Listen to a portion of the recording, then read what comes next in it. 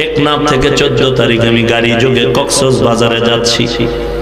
পাহাড়িয়া ওয়াল ঘেঁষে সাগরের কিনারা দিয়া চলতেছি।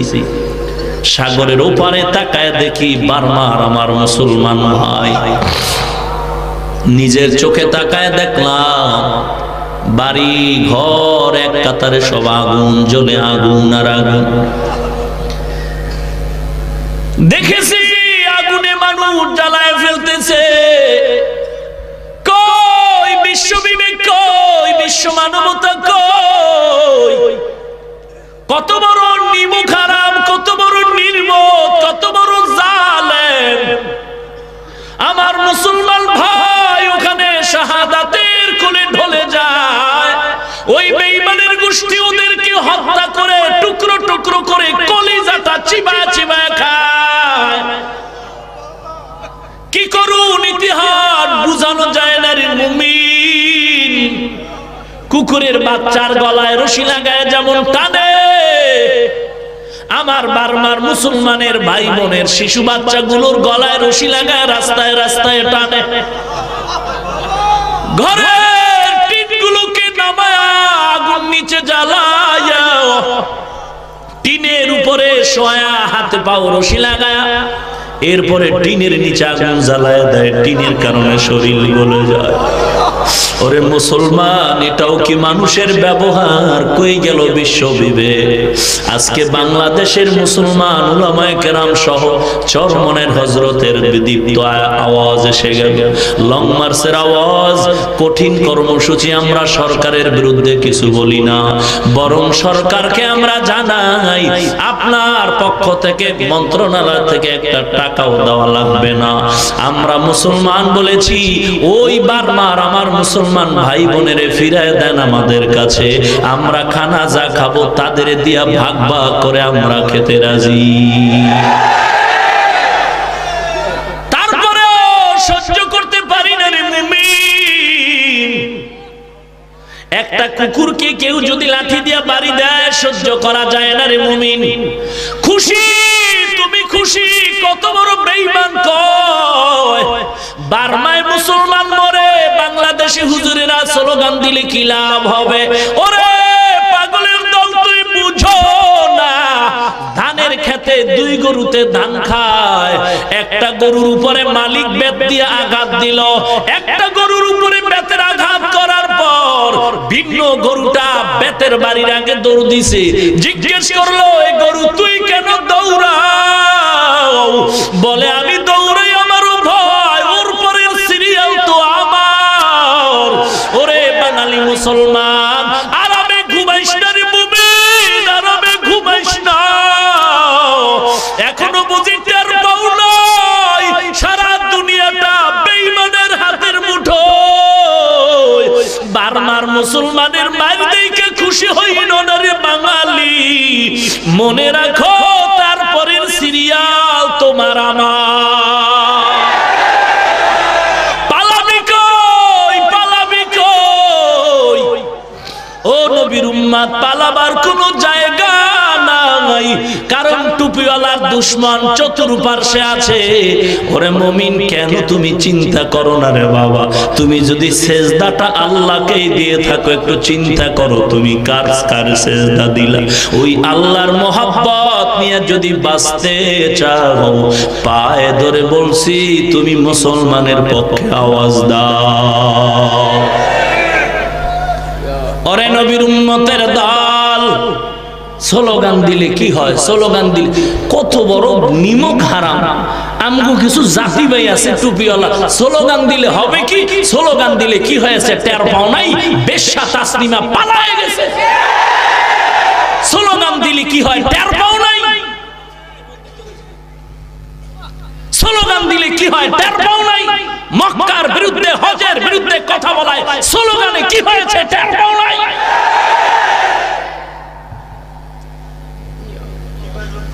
ভাইরা আমার, কারণটা কি? পানির জোয়ারে বাদ দিলে পানির জোর কমে না বাড়ে। ইমানদারের ইমানের উপরে আঘাত দিলে এদের ইমান বেড়ে যায়। এর অস্ত্র লাগে না, কিছুই লাগে না, এদের আল্লাহু আকবার তাকবীরটাই যথেষ্ট। ভাইরা আমার, আল্লাহ আপনি আমাদের হেদায়েত দান করুন। আমি এই এতক্ষণ একটু এই যে একটু কথা বললাম বার্মাকে নিয়ে, আল্লাহ আপনি সাক্ষী, আমি মুসলমানের বাচ্চা, আমার সিনায় কোরআন, আমি যদি মিথ্যা বলি বিচার হবে আল্লাহর আদালত। আমি বার্মা নিয়ে যে কথাগুলো বললাম, মাইকের আওয়াজ যতদূর যায়, আমার এই কথাকে বার্মার বিরুদ্ধে যদি কেউ পজিশন দাঁড় করাতে চায়, আপনি কালেমা ওয়ালা হয়ে থাকেন আর যাই হয়ে থাকেন, আপনাকে আমি জানি না আপনি কোন কি কোথার, আপনার দিল থেকে যদি এই বার্মার বিপক্ষে কিছু বলে থাকেন মনে মনে, আপনি কপালে ঘুমের ঘরে লেখেন আপনি ইহুদির দালাল, বেঈমান,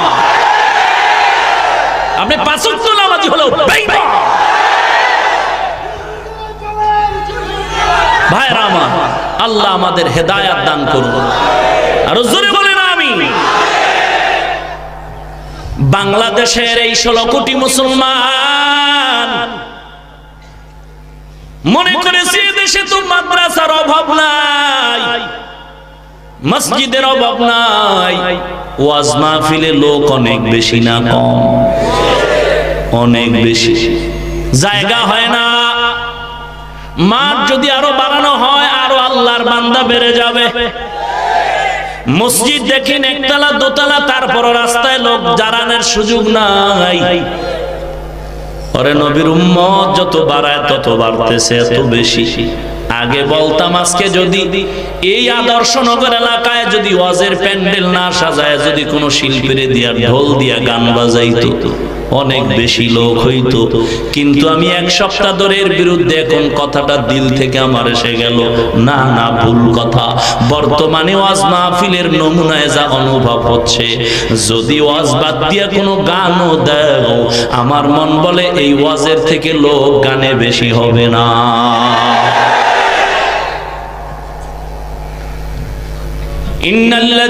ইল্লাল্লাযীনা আমানু ওয়া আমিলুস সালিহাত, 4 গুণওয়ালা মানুষ জান্নাতি। 1 নাম্বার ঈমান। কেমন ঈমান? আল্লাহকে মানি, বেনামাজও বাদ দেই, আল্লাহকে মানি, অন্যের হক নষ্ট করি, নির্ভেজাল ঈমান নাকি এটা?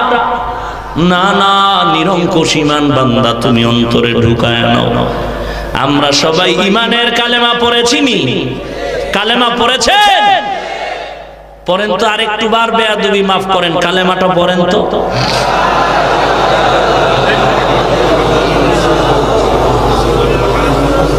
গোলে মালে যদি কেউ লা ইলাহা ইল্লা আনতা পইরা ফালায়, আমি যেটা পড়ি দেখেন তো আপনাদের কালেমা এটা কিনা? লা ইলাহা ইল্লাল্লাহু মুহাম্মাদুর রাসূলুল্লাহ।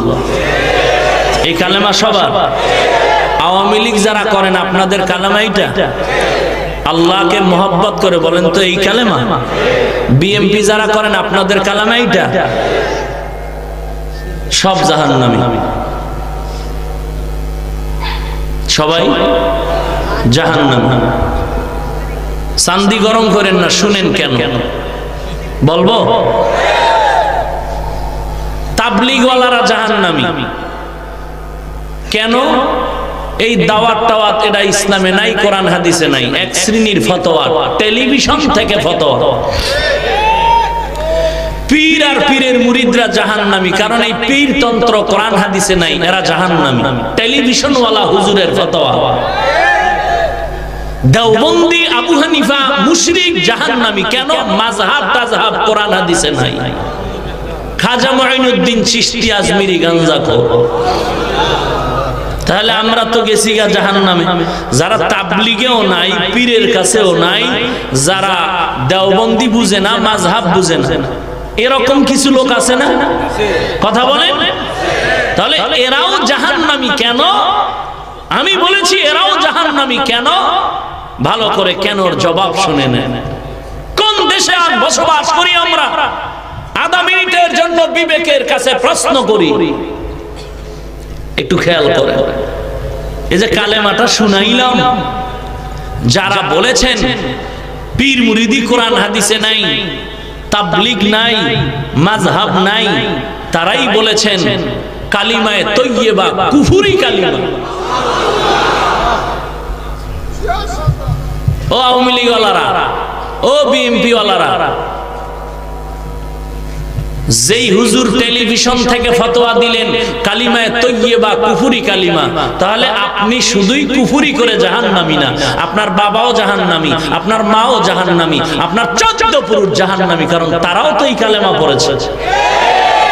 শুধু কি তাই? মজার ব্যাপার, আপনারা আমরাই না, যেই হুজুরে ফতোয়াটা দিলেন তার দাদারাও জাহান্নামী, কারণ সেই হুজুরকেও চিনি কোন দরবারের কুতুব।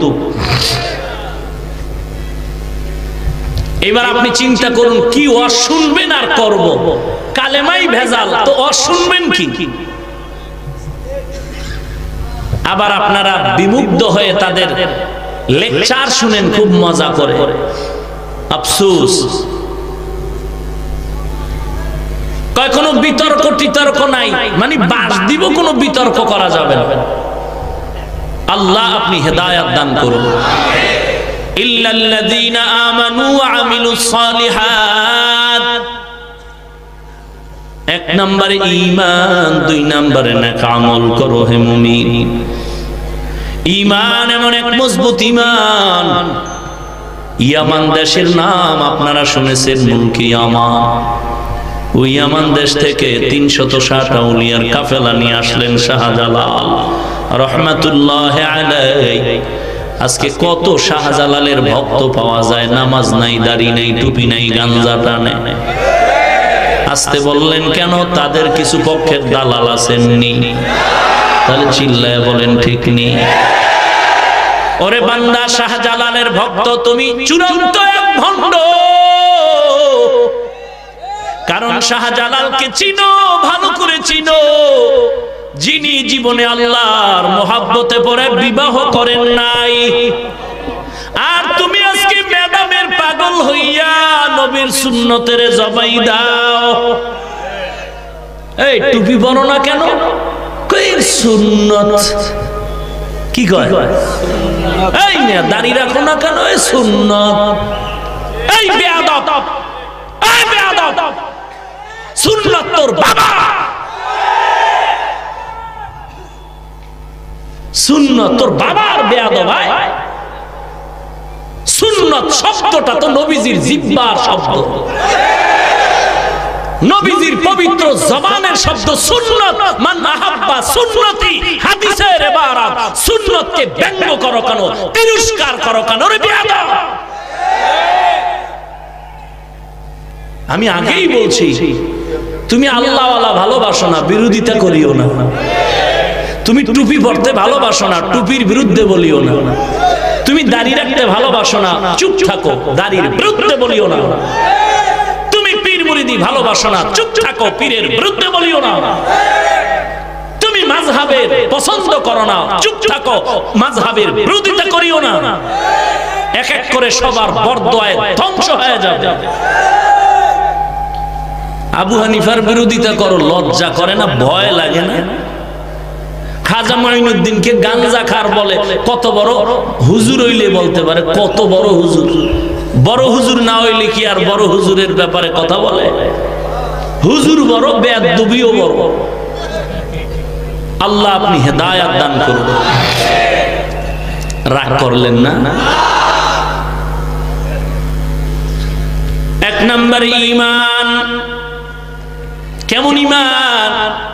ইয়ামান দেশ থেকে আল্লাহর ওলি বাংলার জমিনে 360 আউলিয়া কম বেশি দ্বীনের খেদমত করলেন সারা দেশ জুড়ে। যে আল্লাহর বান্দার মাথায় পাগড়ি, অল টাইম হাতে তাসবিহ, শাহজালাল রহমাতুল্লাহ আলাইহি বিবাহ পর্যন্ত করেন না। ওই ইয়ামান দেশের একটি ঘটনা, জালিম এক জালেম বাদশা ক্ষমতার মসনদে বসে মুসলমানের বিরুদ্ধে কথা বলে, ডেকে বলে, দেখো কোথাও কোনো ইমানদার মুমিন যদি পাও, তারে গ্রেফতার করে আমার সামনে হাজির করে দাও। হাজির করে যদি দাও, তাহলে আমার পায়ে তারে সেজদা করায় দিব, আল্লাহর বিশ্বাস দূর করে দিব। হেদায়েতের মালিক কে? আর জোরে বলেন। আল্লাহ যদি কবুল করেন হেদায়েত থেকে বঞ্চিত করা যায় না। আল্লাহ যদি বেজার হয়ে যায় বড় বড় ইলম ও আমল ওয়ালা আলেমরাও হেদায়েত থেকে বঞ্চিত হয়ে যায়। ওই জালিমের পক্ষের কিছু মানুষ সারা দেশ খুঁজে কোথাও মুমিন পাওয়া যায় কিনা, বারবার মানুষ খুঁজে, বেদিনরা খুঁজে, দেখো কোথাও মুসলমান পাওয়া যায় কিনা। খুঁজে খুঁজে তাদেরকে হত্যা করা হচ্ছে রে মুমিন। খবর পেলাম টেকনাফ কক্সবাজার বর্ডার এলাকায় মানুষগুলো এসে বাচ্চা নিয়ে শীতের মধ্যে পড়ে আছে। ওরে বাঙালি, তুমি শীতের ভেতরে ল্যাপ গায়ে দিয়া ঘুমাও, ওরা খোলা আকাশে চিল্লায়, ঘুমানোর মতো কিছুই নাই, ঘর নাই, বাড়ি নাই, খানাও পর্যন্ত পায় না। শুনেছি মা চিল্লায় বলে, আল্লাহ আমার পেটের খানা দরকার নাই, আমার বাচ্চাটারে কিছু খানার ব্যবস্থা করে দাও। মা চিল্লায় চিল্লায় কান্না করে, খানা নাই। এদিকে শুনলাম ওই বাচ্চা খানা না খেয়ে ধুকে ধুকে মায়ের চোখের সামনে বাচ্চা মরে গেছে। ওরে মুমিন, এত নিষ্ঠুর কেন হয়েছ? দিলে কি একটু মায়া নাই? অনুরোধ করে বলি মুমিন, জিহ্বাটা নাড়াও কি দোয়া করতে পারবা না? এত নিষ্ঠুর কেন হয়েছ? জালিম বাদশা খুঁজে খুঁজে বলে, দেখো ইমানদার হাজির করে দাও। ওই দেশের ভেতরে একজন মুমিনা নারী পাওয়া গেল, শিশু বাচ্চা কোলের ভেতরে আছে। ও পর্দার অন্তরালের মা, মাইকের আওয়াজ পাইতেছেন রে মা, আপনারাও মা, আমি হাফিজুর রহমানের মাও মা, আব্দুল কাদের জিলানের মাও মা, আপনারাও মা, বাইজিদ বুস্তামির মাও মা, আপনারাও মা, খাজা মঈনুদ্দিন চিশতি আজমিরির মাও মা, আপনারাও মা।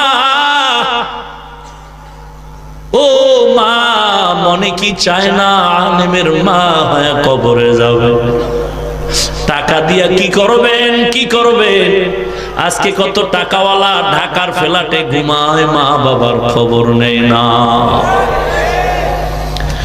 কুরবানির ঈদের দিন মা দরজা আটকায় চিপায় বসে কান্না করে, আমার ঈদের আনন্দ নাই, কারণ আমি গরিব, আমার ছেলে বিবাহ করে কোথায় যেন চলে গেল, খোঁজ খবর নেন, আমি বিপাকে পড়ে আছি। ওরে সন্তান, ওই মা বাবাকে ভুলে আজ কোথায়? যদি মনে করো মা তোমার জন্য দোয়া করে না, বড় দোয়া করে, আল্লাহর কসম তুমি যেখানেই থাকো যাই করো, মা বাবার দোয়া ছাড়া তুমি চলতে পারো না। হাত তুলে দোয়া করার দরকার হয় না, হাত তুলে দোয়া করার দরকার নাই। মায়ের দিলটা খুশি, আমার আল্লাহ তাআলা খুশি। একটি গেলাস পানির ফলে বাইজিদের কোলে তুলে, হাত তুলে মা বলে বাইজিদকে ওলি বানাও। মায়ের দোয়া লও হে মুমিন, মায়ের দোয়া লও, মায়ের দোয়া লও হে মুমিন, মায়ের দোয়া লও। বিপদে পড়বে না তুমি যখন যেথায় যাও, বিপদে পড়বে না তুমি যখন যেথায় যাও। মায়ের দোয়া লও হে মুমিন, মায়ের দোয়া লও, মায়ের দোয়া লও হে মুমিন, মায়ের দোয়া লও। নিজে নিজে মনে করো টাকায় আমি হইলাম বড়, যার কারণে মৃত্যু মুখে বেঈমান হয়ে যাও, যার কারণে মৃত্যু মুখে বেঈমান হয়ে যাও। মায়ের দোয়া লও হে মুমিন, মায়ের দোয়া লও, মায়ের দোয়া লও হে মুমিন, মায়ের দোয়া লও। বিপদে পড়বে না তুমি যখন যেথায় যাও, বিপদে পড়বে না তুমি যখন যেথায় যাও। মায়ের দোয়া লও হে মুমিন, মায়ের দোয়া লও, মায়ের দোয়া লও হে মুমিন, মায়ের দোয়া লও।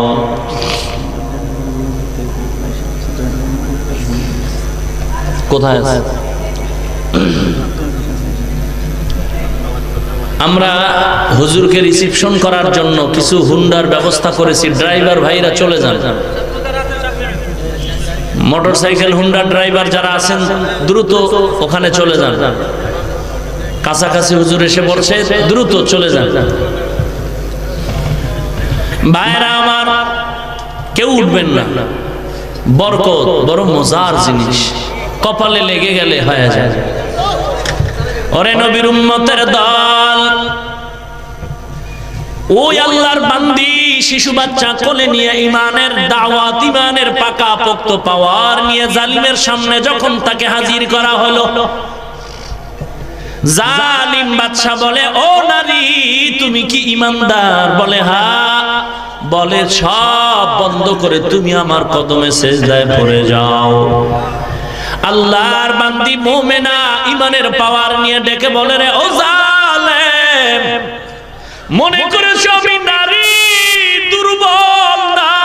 না, আমার জীবন চলে যাবে কোনো বাধা নাই, তারপরেও আমি এই কপাল আল্লাহর কদমেই দিয়েছি, ভিন্ন কোনো কারো কদমে কপাল দিব না।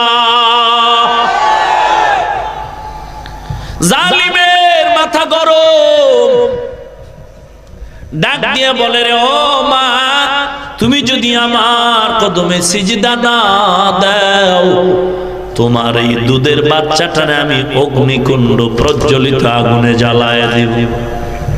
ভাইরা আমার, মা ডেকে বলে, আমার ইমান এত মজবুত, আমার জীবন চলে যাবে, সব চলে যাবে, তারপরেও আমি, আমার বাচ্চাও যদি চলে যায়, আমি ইমান থেকে পিছপা হব না।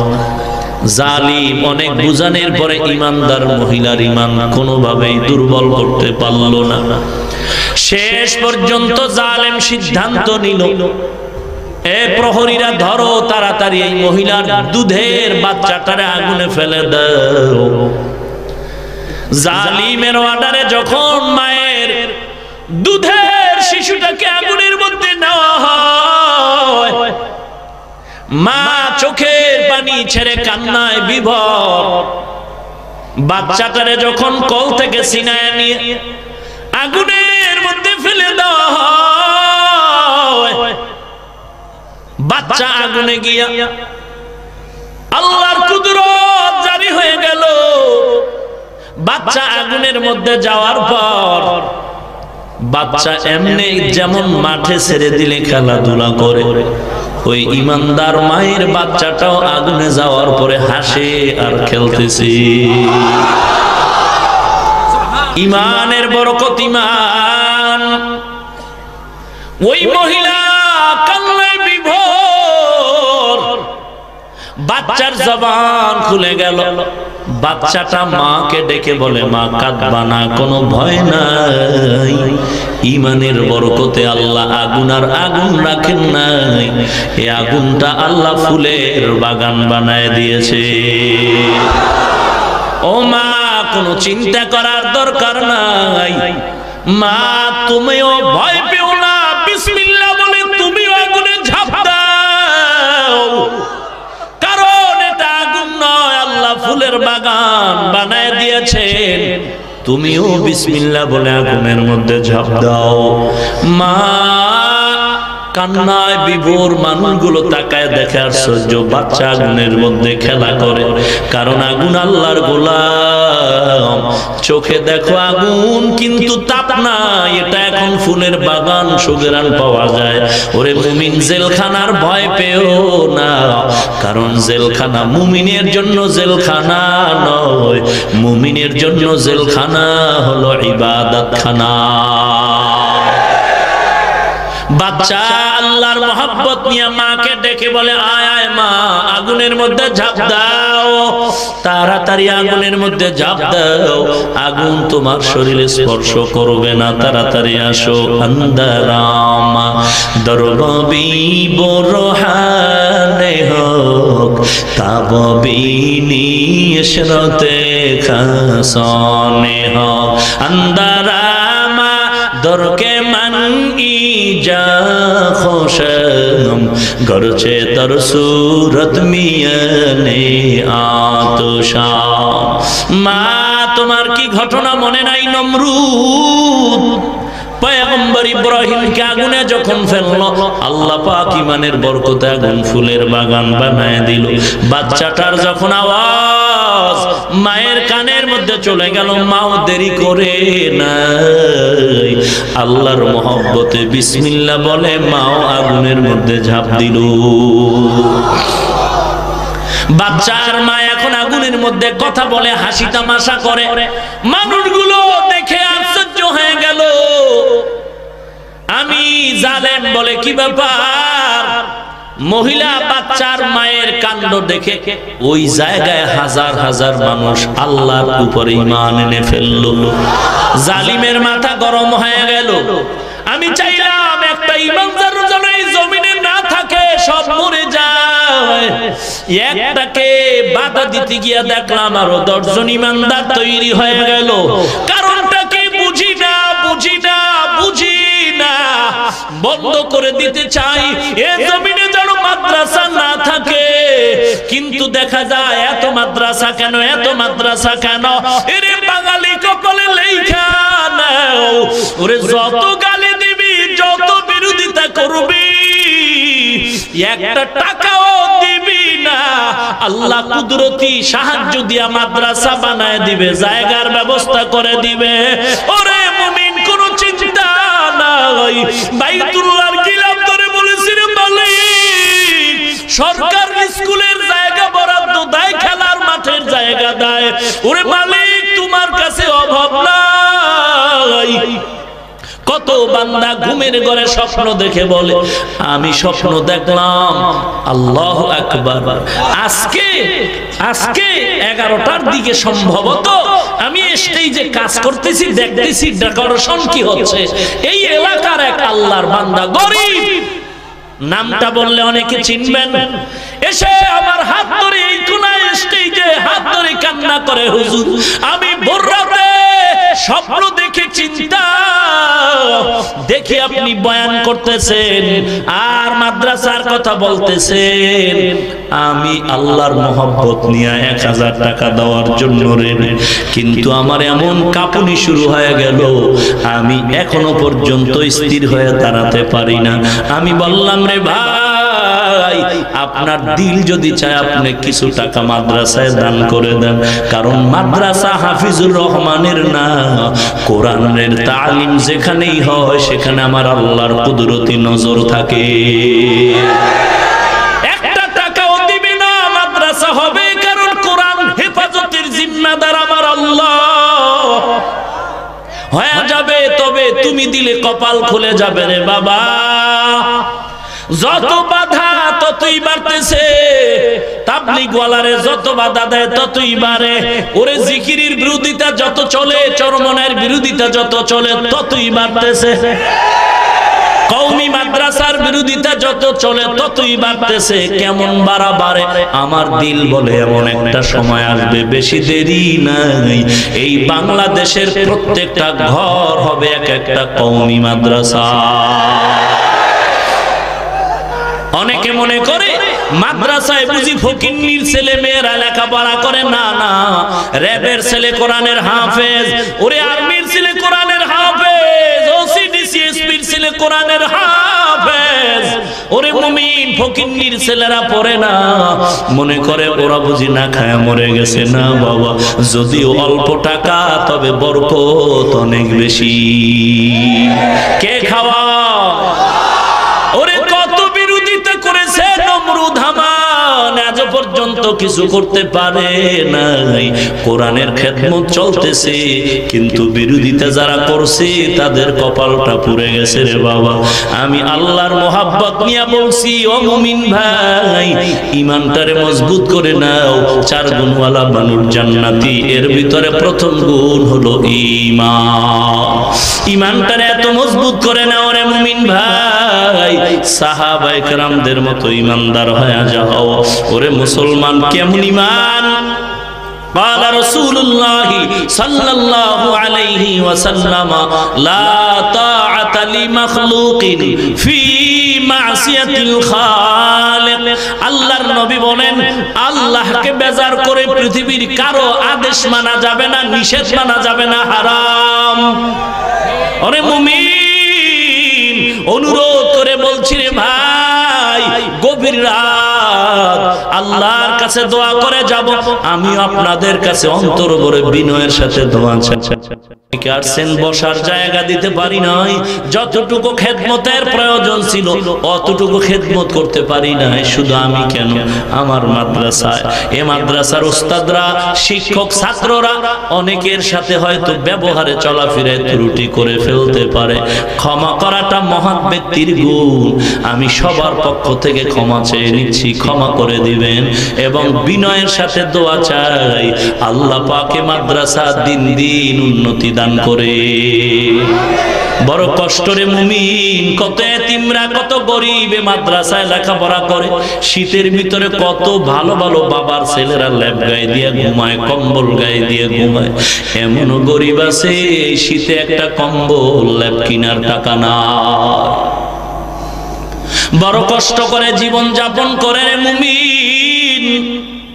আল্লাহর মোহাব্বত অন্তরে ঢুকাও, ঈমান মজবুত করে নাও, আর নেক আমল করো বান্দা। 2 নাম্বার গুণ হলো নেক আমল। নেক আমল করবা, অল্প আমলও যদি হয় আল্লাহর কাছে সেটা নাজাতের ওসিলা হয়ে যাবে।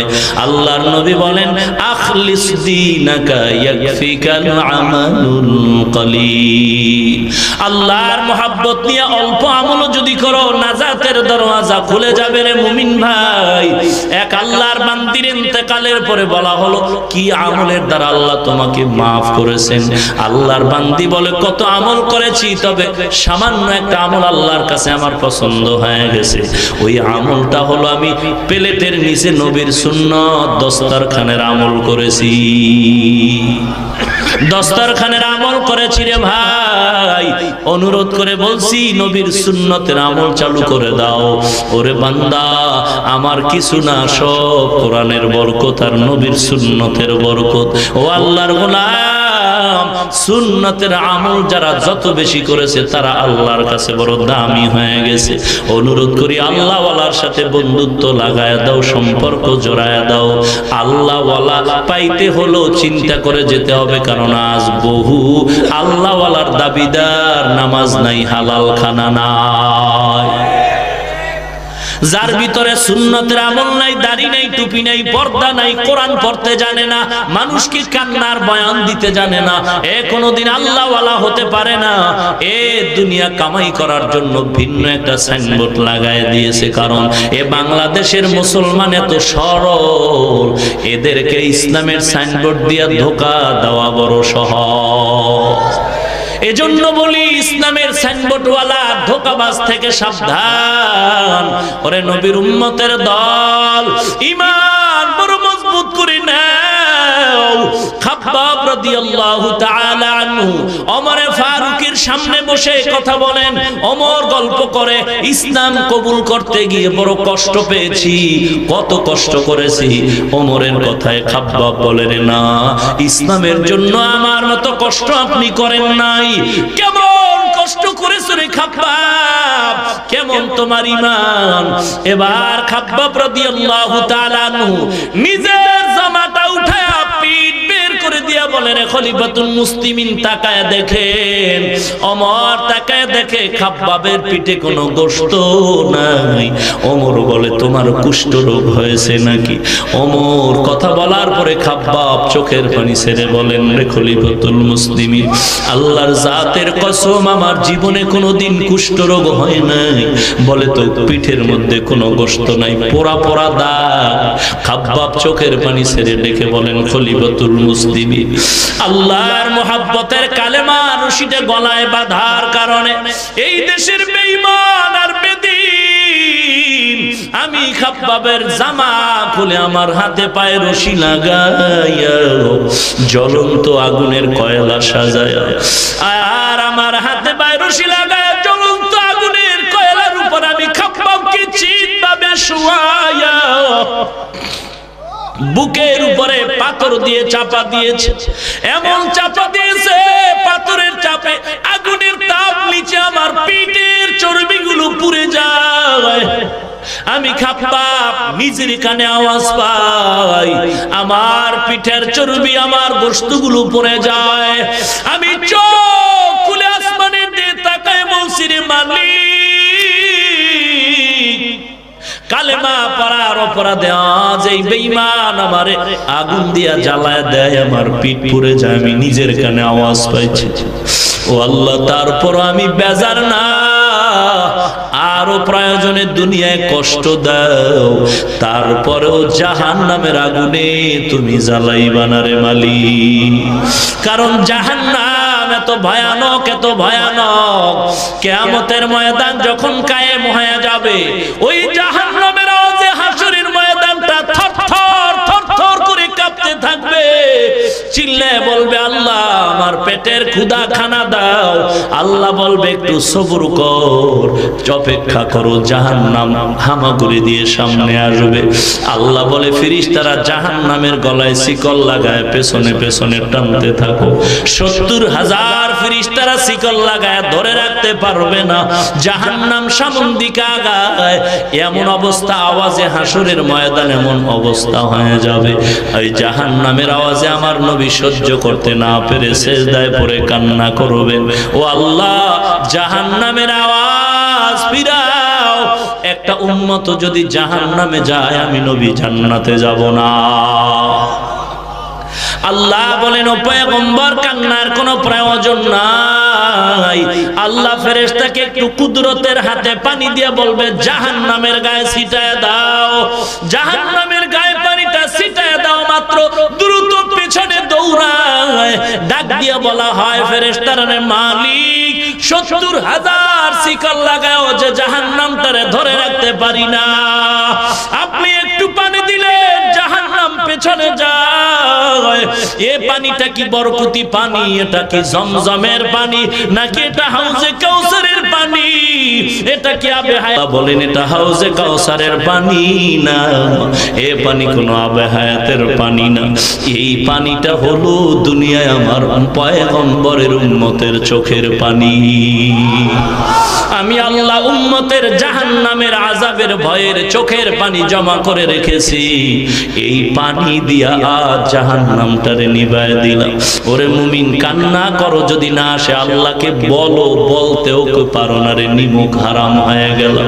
আল্লাহর কাছে কি তৌফিকও চাইতে পারি না? আল্লাহ কান্নাওয়ালা চক্ষু দাও, আল্লাহ কান্নাওয়ালা চক্ষু দাও। আর কান্না তৈরি করার জন্য বেশি বেশি আল্লাহর জিকির দরকার। যেই জবানে, যেই কলবের ভেতরে আল্লাহর স্মরণ থাকবে, ওই বান্দার দিল নরম। আর যার দিল নরম, যার চোখেই থাকবে পানি আর পানি। অতএব আল্লাহর জিকিরকে সাথী বানায় নেই পীরের জিকির না, আল্লাহর জিকির। আল্লাহর জিকির যে যত বেশি করবে, আল্লাহ তার দিলটারে তত নরম বানায় দিবেন। আল্লাহর মহব্বতের জিকির করব, কোন পীরের জিকির না, আল্লাহর নামের জিকির। চক্ষু বন্ধ করে জিকির যদি করতে পারি রে বাবা, জান্নাতের দরজা খুলে যাবে। ওই কুড়িগ্রামে এক আল্লাহর বান্দার লাশ 30 বছর পরে কাফন সহ তাজা পাওয়া গেল। আমি একবার গেছিলাম, জিয়ারত করলাম, বললাম এটা কি মুহাদ্দিস মুফতি সাহেব? বলে না না, চূড়ান্ত